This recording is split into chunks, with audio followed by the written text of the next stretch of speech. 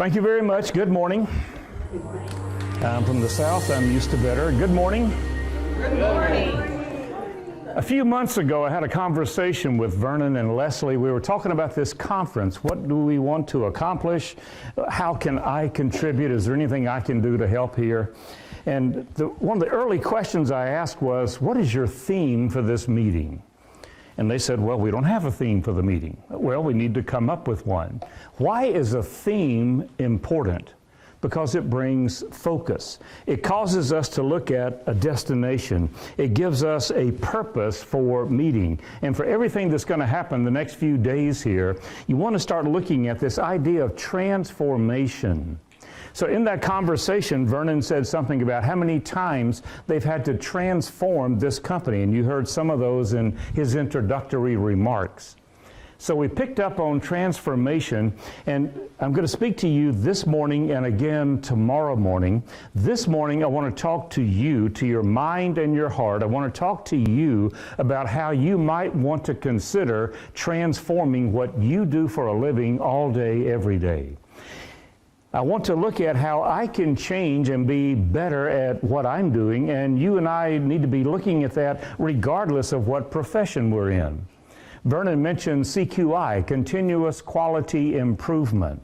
We're going to look at not only the fact that we need to improve, but how might you go about doing that? So this morning, my goal is to start plowing up your mind, preparing the field for the seeds, and then tomorrow morning, what we will do, and I can see that this remote has decided not to work. Tomorrow morning, what we will do is get specific about how you might want to go about changing anything about what you're doing in sales.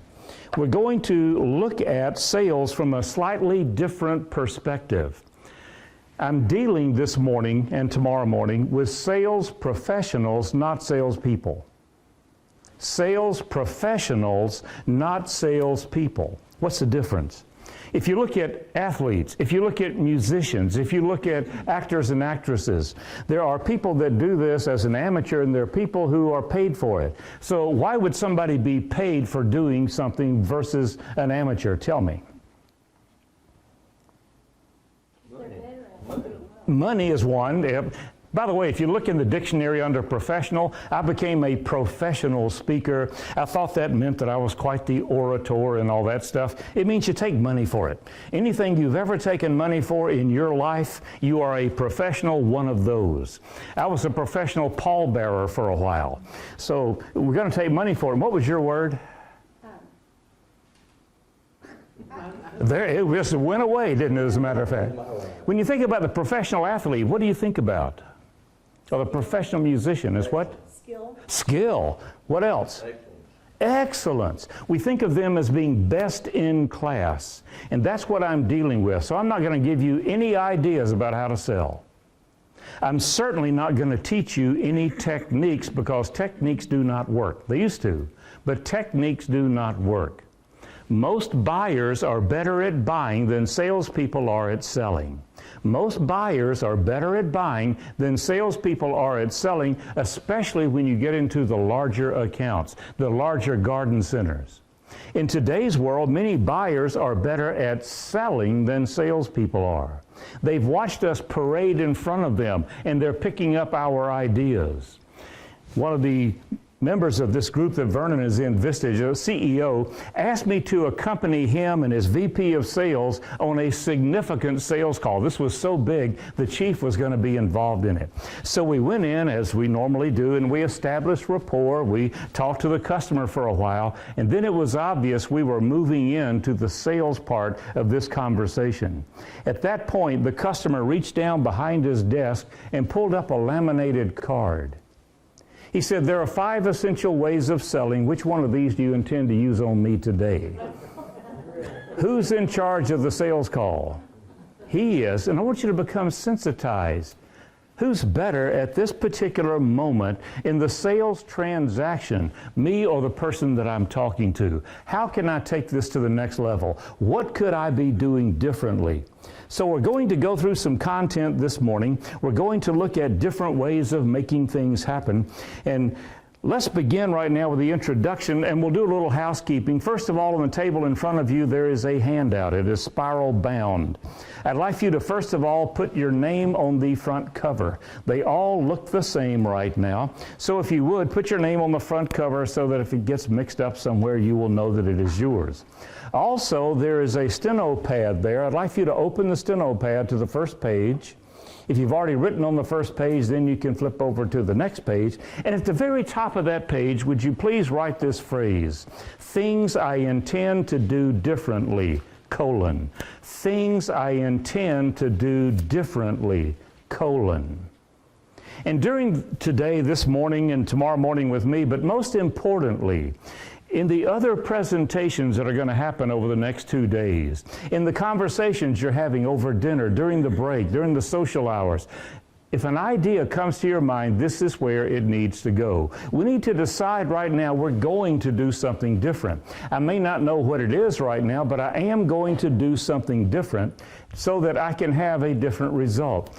Vernon and I did not discuss what you were going to speak this morning, right? Right.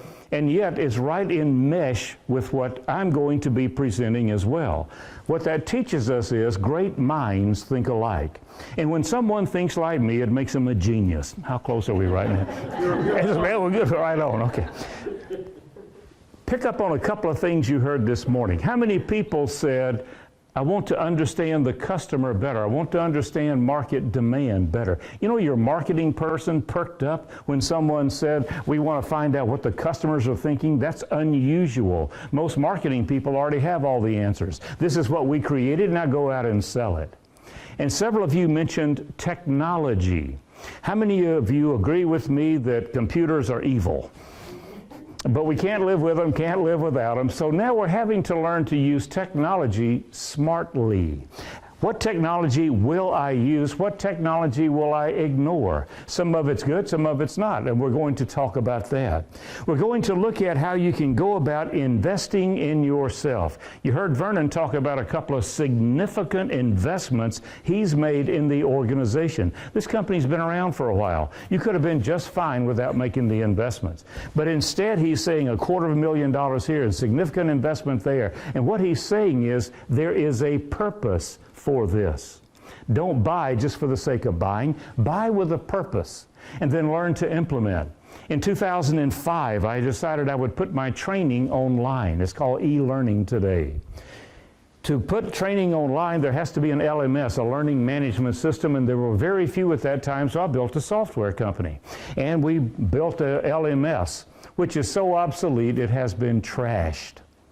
Today, there are more than 650 of these learning systems out there, and they continue to get better and better.